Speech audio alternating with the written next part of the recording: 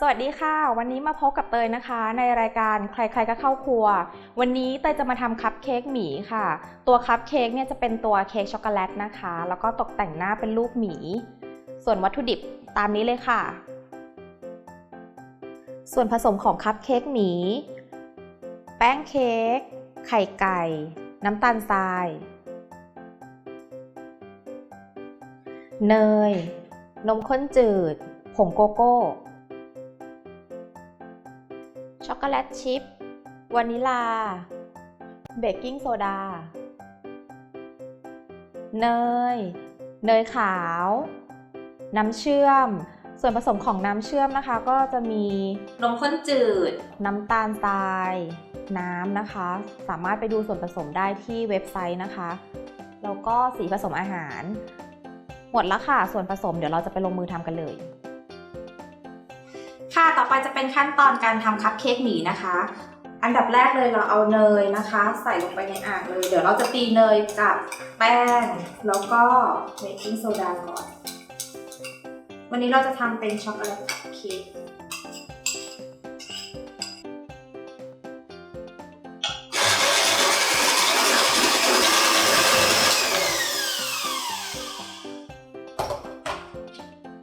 ค่ะเมื่อเนยอ่อนตัวแล้วนะคะเราก็ใส่ตัว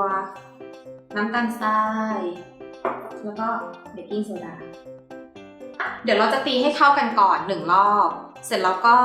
ปาดอ่างพอปาดอ่างเสร็จเราจะตีต่ออีก3นาที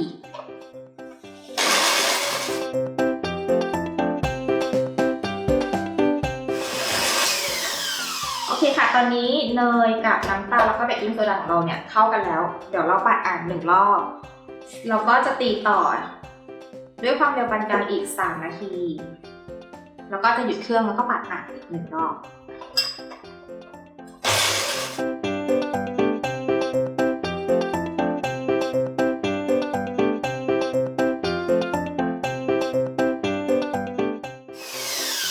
ค่ะครบ3นาทีแล้วเดี๋ยวเราปาดอ่างอีก1รอบนะคะ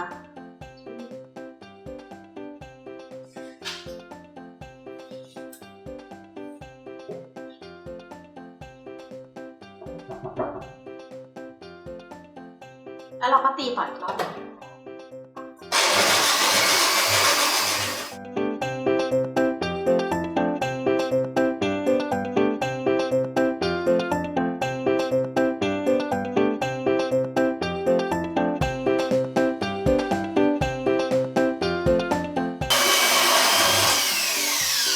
ค่ะเราตีครบแล้ว2รอบนะคะต่อไปเดี๋ยวเราปาดอ่างอีก1รอบแล้วก็ใส่ไข่กับตัวโกโก้ที่เราละลายไว้นะคะ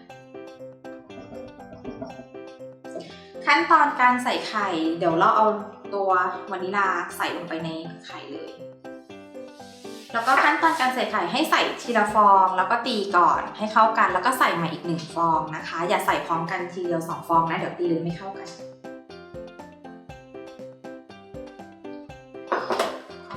ตีด้วยความเร็วต่ำนะคะ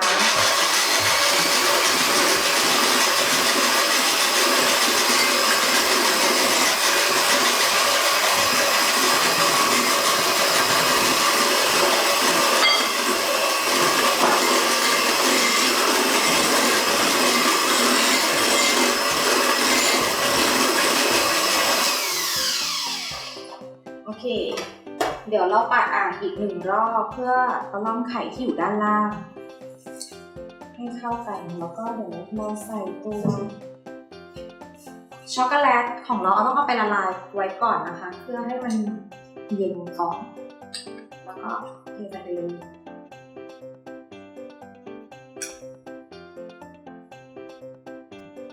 เดี๋ยวเราตีต่ออีกสักประมาณ1นาทีนะคะด้วยความเร็วต่ำนะคะ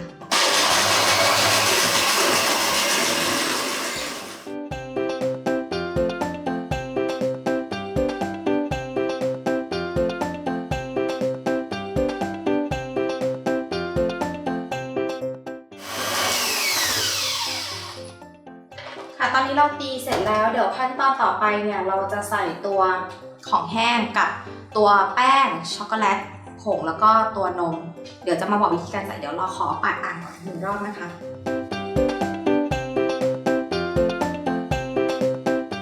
ค่ะขั้นตอนต่อไปเราจะใส่แป้งช็อกโกแลตตัวผงโกโก้แล้วก็นมนะคะแต่ว่าเดี๋ยวเราจะค่อยๆร่อนแป้งกับผงโกโก้ใส่วิธีการใส่คือเราจะใส่แป้งครึ่งหนึ่งแล้วก็นมแล้วก็ค่อยมาใส่แป้งกับผงโกโก้อีกครึ่งหนึ่งก็คือใส่ของแห้งครึ่งหนึ่งแล้วก็ของเหลวแล้วก็แห้งเราจะไม่ใส่พร้อมกันหมดเลยนะคะจะค่อยๆทยอยใส่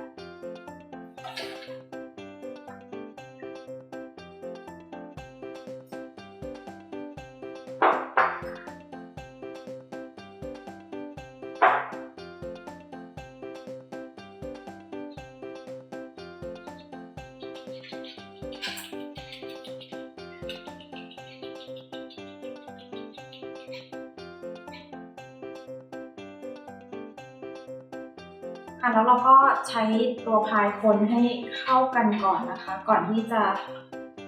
ตีให้เข้ากันพอถ้าสมมติว่าเราตีตรงนี้เลยนี่แป้งกับช็อกโกแลตคงกระจายหายมันจะฟุ้งมาก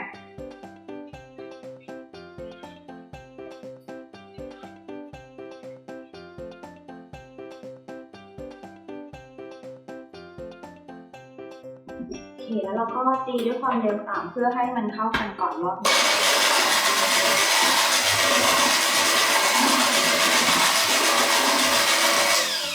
ไม่ต้องตีนานมากนะคะแค่ให้มันพอเข้ากันก็พอแล้วก็เดี๋ยวเราจะใส่นม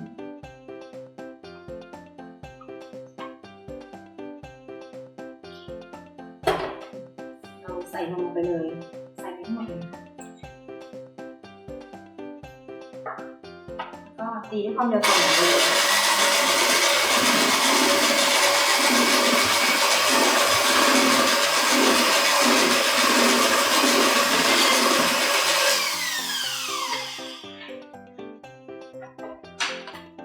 ต่อไปเป็นแป้งรอบสุดท้ายกับของโกโก้นะคะ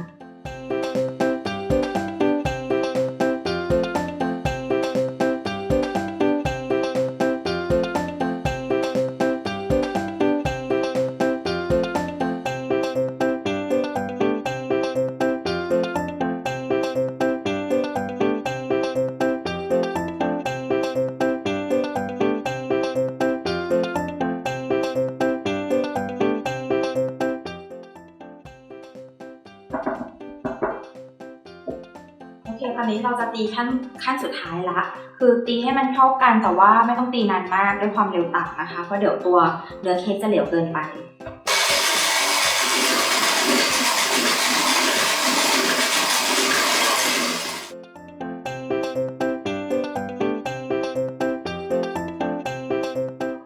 ค่ะตอนนี้ก็ตีเสร็จเรียบร้อยแล้วเดี๋ยวเต้ยจะเคลียร์ตรงนี้อีกแป๊บหนึ่งแล้วก็เราจะเข้าขั้นตอนการเอาตัวเค้กลงพิมพ์ค่ะ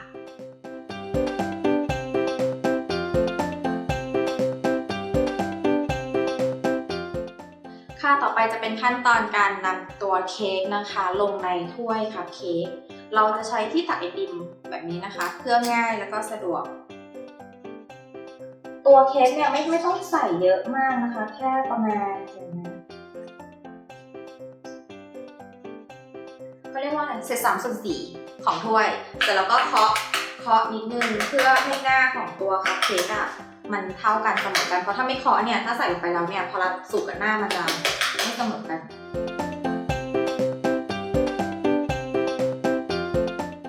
ตอนนี้เค้กใส่พิมพ์เสร็จเรียบร้อยแล้วนะคะเดี๋ยวเราเอาเข้าเตาอบที่อุณหภูมิ180องศาทั้งหมด22นาทีหรือว่าแล้วแต่เตาของแต่ละบ้านก็เช็คสุกวิธีเช็คสุกก็คือใช้ไม้จิ้มเค้กถ้าไม่มีเค้กติดเนื้อเค้กมาก็แสดงว่าสุกแล้วค่ะขั้นตอนต่อไปนะคะเราจะมาทำตัวบัตเตอร์ครีมอันนี้จะเป็นอิตาเลียนบัตเตอร์ตัวที่ใช้ที่เป็นตัวน้ำเชื่อมตัวนี้ค่ะเตยจะผสมด้วยการเอานมข้นจืดน้ำเปล่าน้ำต้มสุกนะคะแล้วก็น้ำตาลทรายเอาไปต้มรวมกันก่อนส่วนสูตรเนี่ยเดี๋ยวเข้าไปเอาได้ในเว็บไซต์ของ Food Travel เลยนะคะอันดับแรกเลยเดี๋ยวเราเอาตัวเนยใส่ตัวไปก่อนแล้วก็ตีให้เนยมันอ่อนตัวก่อน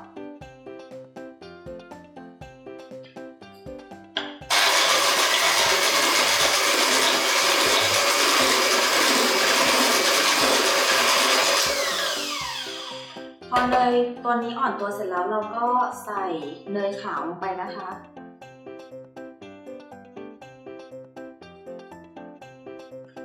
แล้วก็ตีส่วนผสมเข้าไป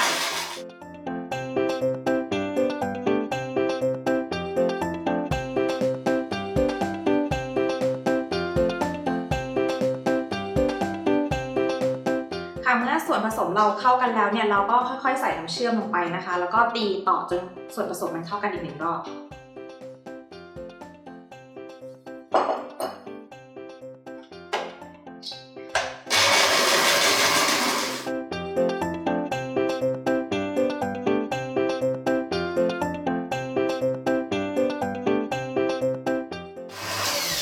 ค่ะเมื่อตีจนส่วนผสมเข้ากันหมดแล้วนะคะเดี๋ยว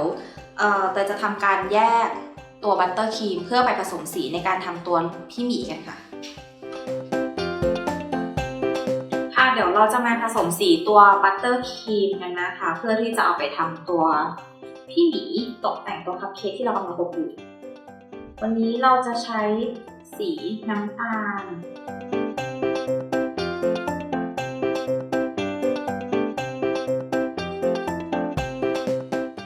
ตอนนี้เราผสมตัวบัตเตอร์ครีมสีน้ำตาลที่เราจะทำเป็นตัวพี่หมีเสร็จเรียบร้อยแล้วเดี๋ยวเราพักไว้ก่อนแล้วก็เราจะมาทำสีน้ำตาลเข้มที่เป็นตัวตกแต่งของพี่หมีอีกรอบหนึ่ง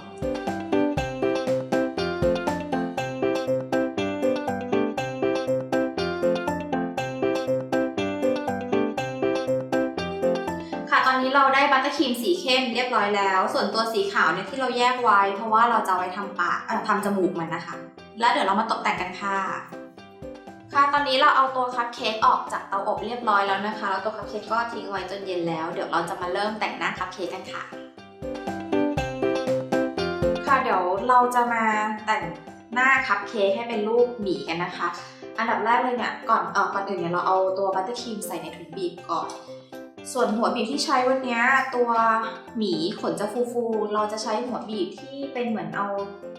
หัวบีบเนี่ยมันจะมีรูเยอะๆซึ่งสามารถบีบเป็นหญ้าก็ได้หรือเป็นขนปุยๆก็ได้อันนี้หาซื้อได้ตามร้านเบเกอรี่ทั่วไปเลยค่ะแล้วก็อีกหัวบีบนึงเป็นหัวบีบกลมๆธรรมดาเราจะมีอันเล็กสุดก็ไม่สุดนะอันเล็กกับอันใหญ่ซึ่งให้มันต่างกันนิดนึงในการทำนะคะเดี๋ยวเราจะเริ่มบีบตัวเค้กตัวพี่หมีกันก่อนเวลาบีบเนี้ยเราก็บีบลงไปเลยค่ะก็ดึงขึ้นแบบนี้ให้มันเป็นขนปุยๆบีบไปแบบให้รอบตัวเค้กเลยนะคะ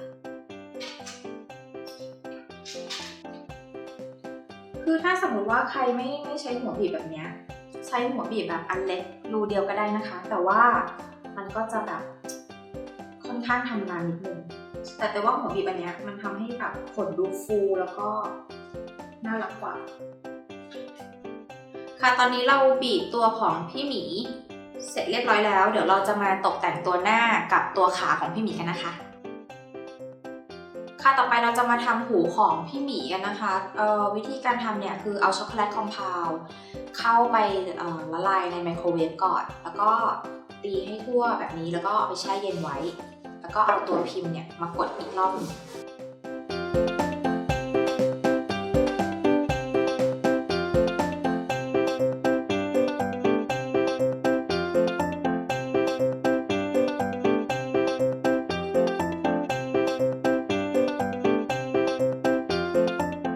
ต่อไปเราจะมาประกอบตัวคัพเค้กกันแล้วนะคะเราจะใช้บัตเตอร์ครีมสีขาวทำเป็นจมูกให้พี่หมีบีบวนไปเลยค่ะเสร็จแล้วก็วาดจมูกพี่หมีด้วยบัตเตอร์ครีมครั้งหนึ่งโอเคแล้วเราก็ใช้ช็อกโกแลตชิพนะคะเป็นตัวตาส่วนหูเราใช้ช็อกโกแลตคอมเพลด์ที่เราตัดไว้เมื่อสักครู่นี้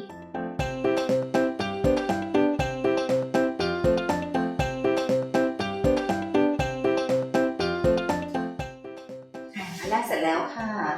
ต่อไปเราจะมาทำตัวขาเนี่ยเราจะใช้ตัวช็อกโกแลตสีเข้มบีบเป็นวงกลมไปอย่างนี้นะคะ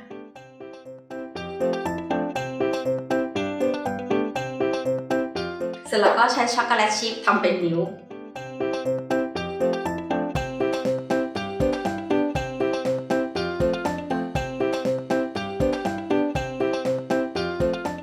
โอเคอันนี้เราก็เสร็จเรียบร้อยแล้วจะมีหน้าพี่หมีกับเท้าของพี่หมีนะคะ2 อันคัพเค้กพี่หมีเสร็จแล้วนะคะสามารถเข้าไปดูสูตรได้ที่ foodtravel.tv นะคะสำหรับวันนี้เจขอลาไปก่อนสวัสดีค่ะ